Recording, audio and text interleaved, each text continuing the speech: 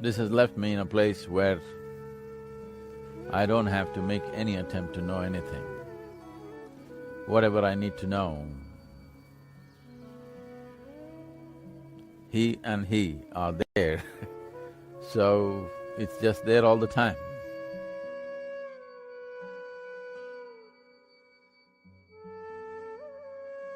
I am just a small extension of who he was, my guru, my grand guru whose name nobody knew because he sat in samadhi states for long periods of time. Near the Palani hills, people called him Palaniswami. I must tell you this.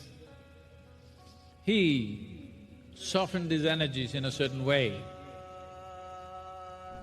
But to move on to your guru poems, where you actually speak of your own master.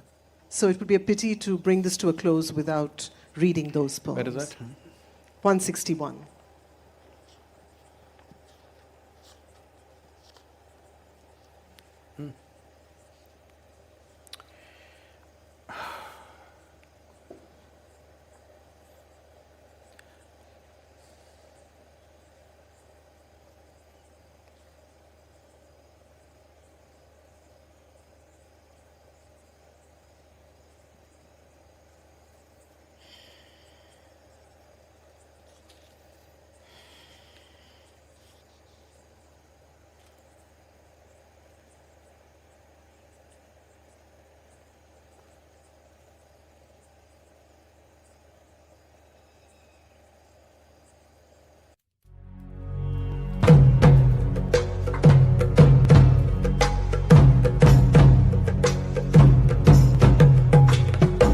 This question is from Richa.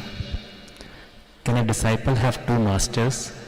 In case one is initiated by two spiritual masters, is it advised to stick to one way and one master, or practice what is taught by both of them? If I follow one master, then does it mean that I am being disrespectful to the other one who chose to initiate me on the path?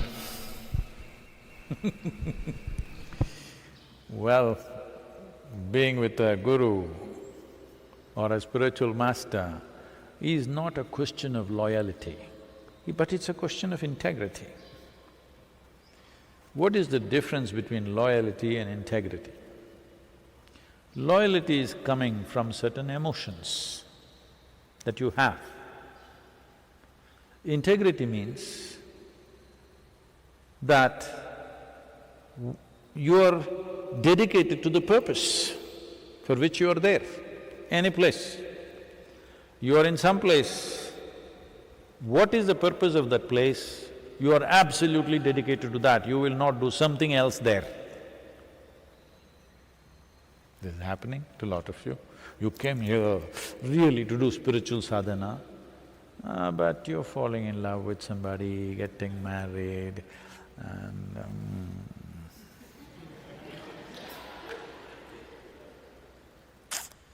all this happening. Something will happen. Either you'll get headache or you'll get backache or you will get a worm in your head or your heart pulsates like that. So many things will happen. Life. You don't understand that deviating from what is the purpose for which you are there is just a question of lack of integrity. Does it mean to say I should not do any of these things? Well, you must make a conscious decision, that's why you have come, to build a life around a spiritual center.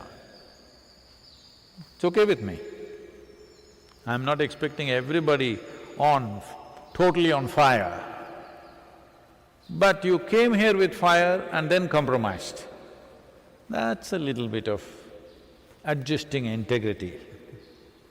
Loyalty is a different thing. Loyalty is not needed in this affair. So, whoever you are, if you are here and you've gone somewhere and you're struggling, please don't struggle, just dump me. And wherever you are, just do that. Because the very fact you've gone somewhere is in some way, for whatever reason, it did not work here. So you go on somewhere. At least there you do well as long as you grow. What's my problem? Or if you were somewhere and now you're here and you're struggling here, dump the nonsense that you carried from elsewhere and do what you're required to do here. Because this is like, you know, there are coconut gardens and mango gardens. You don't go into a coconut grove, take one of these trees and plant it on top of the mountain. It won't last for a month. That's not where it works. It can only work here. Nor will you take a mango tree and plant it in a desert. Not going to work. So the very fact you moved from one place to other, either by your own choice or some other compulsion, or maybe that master is dead or I'm dead, when it happens, well, once you find the need to go somewhere, give yourself absolutely there, wherever that is. Because you can't be in this place and dig in that place, it doesn't work like that. Does it mean you're disrespectful to somebody? No. See, it's like this. You have a mother. She took care of you well, you loved her immensely. Well, for some reason she passed on. Now your aunt has come, or maybe your wife, or maybe your neighbor, or maybe somebody else. Let's say your aunt, because other things will evoke emotions which are not… we cannot settle within this question. Now your aunt is taking care of you, but you love your mother. But you must eat the food that your aunt serves. You cannot eat the food that your mother serves. It doesn't matter how much you cherish her, how much you love her. You can love her, respect her, everything, but you must eat your aunt's food. Otherwise you will not be nourished, as simple as that. So if you've gone from here somewhere else, long distance, it's very easy to love me. Yes, yeah, very easy to love me long distance. Close up, it's big trouble. You can sit there and love me and have regard and respect for me so that your conscience will be settled. Because I want it settled quickly, because this is not a very long life, it's a brief life. Handling all this rubbish, when will you get there? Settle it quickly, I have no issue. You can love me or hate me both ways, I have no issue, but settle it somehow and focus on what you need to do. But if you come from elsewhere to here, the same thing goes. You can have as much love and respect for anybody you want. I would say have that for just about everybody in the world. I've been telling you, if you walk on the street, because I've seen people doing this, they'll be going like this. Suddenly somebody say, hey, Sadhguru, Sadhguru.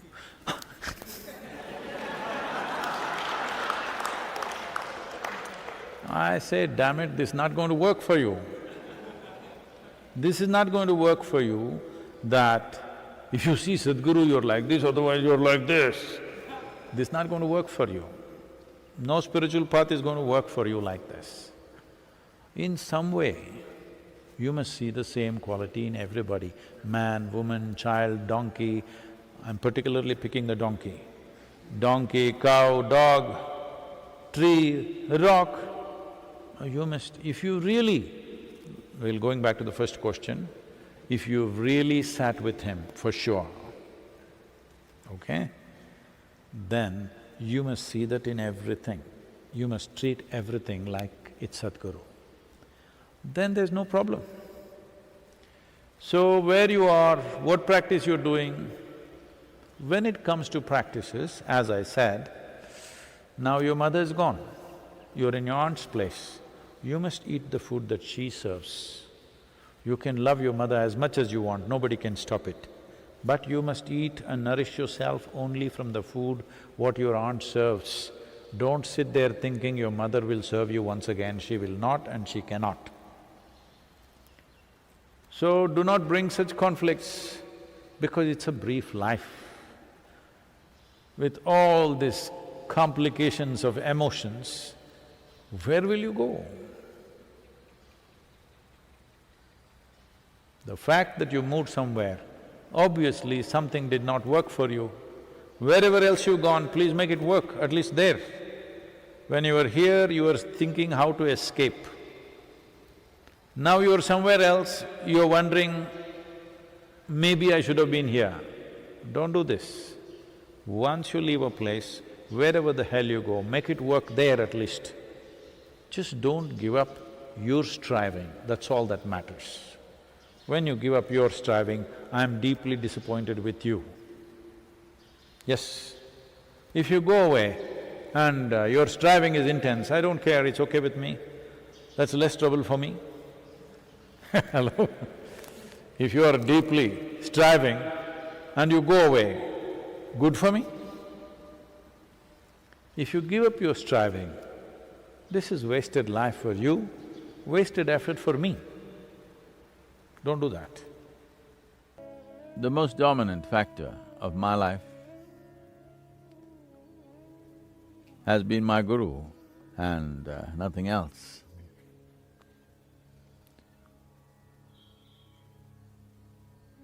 Even today in my mind, more than in my mind, literally in every crevice in my body, every pulsation in my system, and my very energy has… it's just his presence which is the most dominant within me. To keep it this way has been easy for me because I don't have a mind of my own.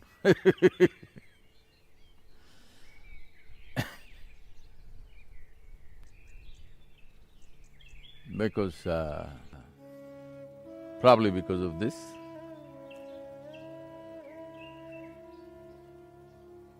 Just about everything reverberates, which is not me but way beyond me, way bigger than me.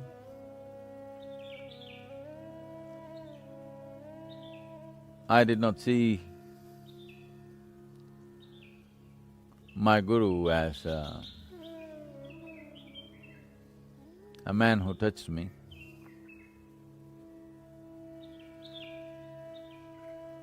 Though his touch brought me to the highest level of experience and a revelation of life and beyond.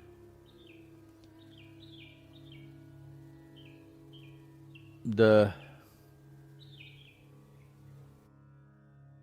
old structure within me somewhere would not accept it, in the sense, unless it came from Adiyoigi, unless it came from Shiva himself, it's not real. So the compassion of my master made himself, turn himself into that form.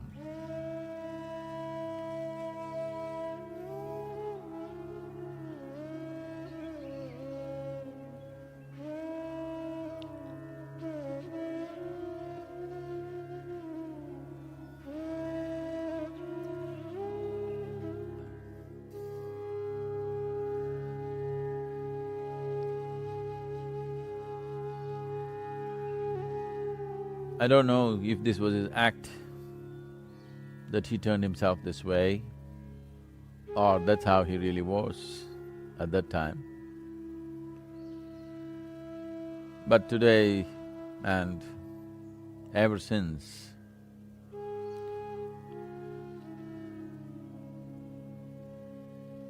this has left me in a place where I don't have to make any attempt to know anything.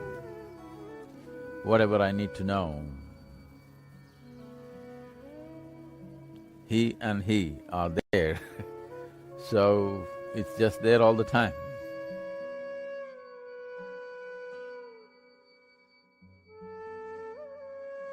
I am just a small extension of who he was, my guru, my guru whose name nobody knew because he sat in samadhi states for long periods of time.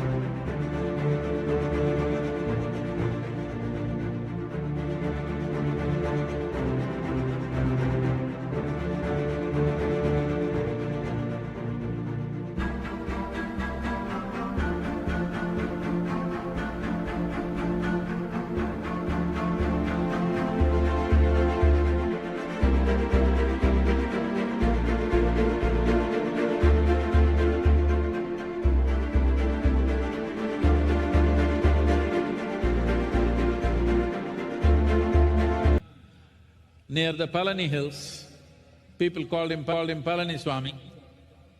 I must tell you this. He softened his energies in a certain way. There are many dimensions. One thing that will be of some use to you tonight is, it so happened that he was near the Palani hills and more people started gathering around him than going to the temple. So the priests and pandits of the place were little agitated that people are gathering around this ascetic, they're not even coming to the temple. So they wanted to find some fault with him, they wanted to find something wrong with him. They were looking and they found. Well, when people want to find fault with something, there are various levels of expertise in this. So they found fault with him. The fault that they found with him was, they said, he's uttering God's name.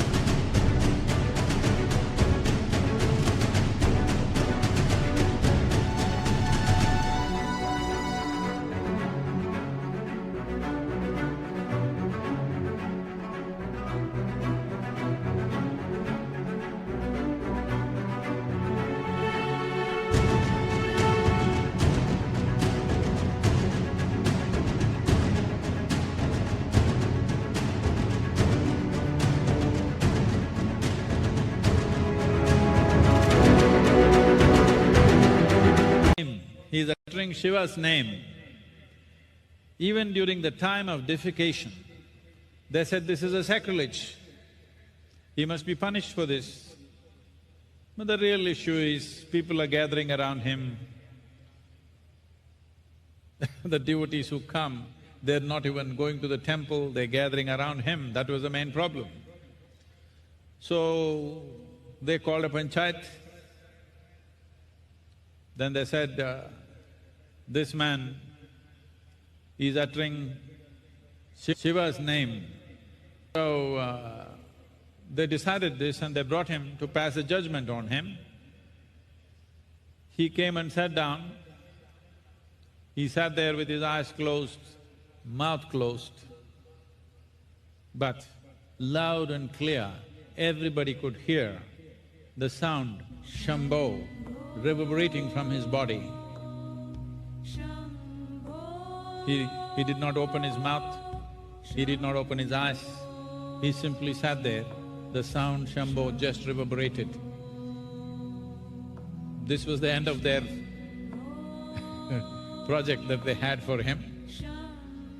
And later on, when he decided to shed his body, he went up this mountain. On the seventh hill, he shed his body upon this mountain. That is why we are sitting here at the foothills of the sacred mountains. For me, this is not a mountain, this is a temple.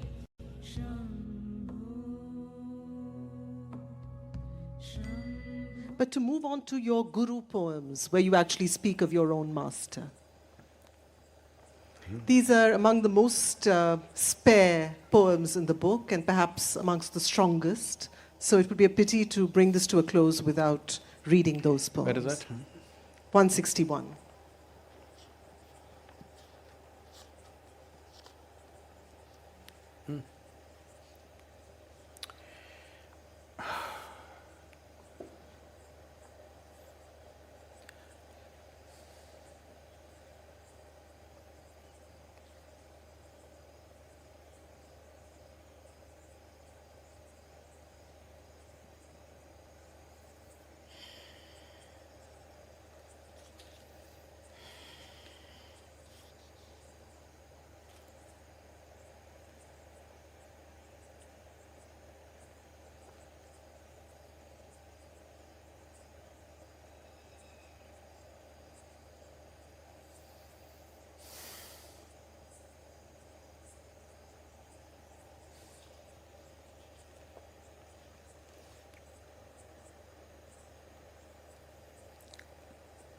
My master, brooding, squinting, staring, I could not hit the mark. He walks in like a wanton monarch with a crooked stick and he makes his mark.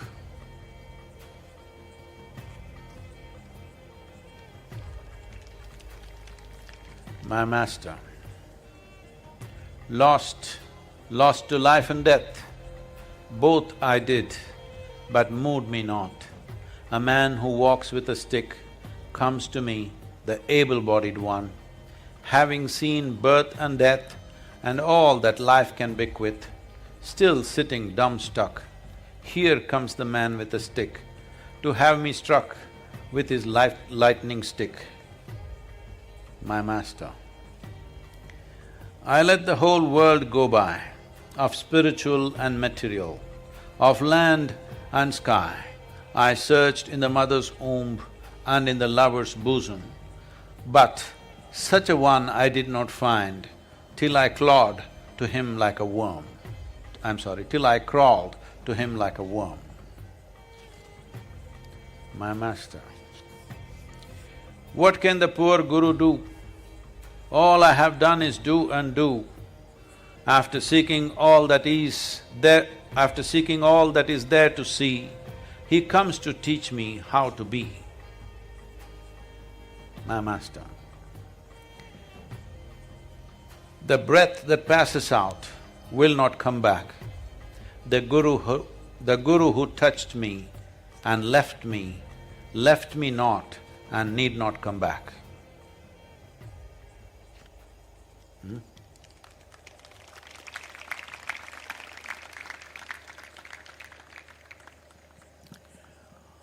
Well, this…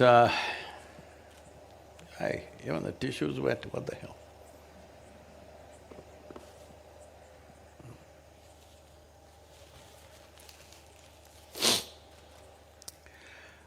This is during the Anadi program. We had a 90-day program in Isha Institute of Inner Sciences in 2010, 11 years ago. Well, in many ways, as the wholeness program here, there it was the Anadi. So, it was the wholeness program was what we did here, 90 days. The paucity of organization. Every day we had to collect money from the volunteers to buy that day's vegetables. That's how we were. And the days when it didn't turn out like that, we just fried green gram and ate happily and drank ganji. And everybody was fine, and when it rained, the hut collapsed. So they said they need 3 days to build that and put the anti-termite treatment. So we went up in the mountains and stayed for 3 days. When it was raining, pouring day and night in monsoon time. But we did everything, the program went on, everybody did their sadhana. My girl was just 3.5 years of age, I think, 4 years of age. With her there in the pouring rain, everything went on fine. Well, in United States, things were much better organized. We had a proper Mahima hall. And the people, for them it was a very strange situation to sit with somebody like this for 90 days. They never imagined they would do that. Not that here it was any different, even here it was the same, but it's more so because culturally they were much less prepared in that way.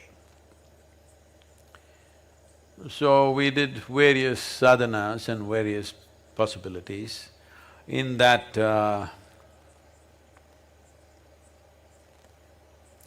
this is something that I always see when I speak something or in some way when I touch somebody's lives. The next thing they will ask me, Sadhguru, who is your guru? They think I went to some school. It's like if you write, if you write good poetry, people will ask, who taught you English? Which college you went to? Like that, that's the same question. Well, that's not how it works. At that time, I wrote these 5 poems, right there sitting on stage in front of people when they were doing something. In about 10-12 minutes, I had these 5 things ready because I don't really formulate things. When I'm writing this word, I don't know what's the next word. I don't know the sentence or the line that I'm writing, I only know one word.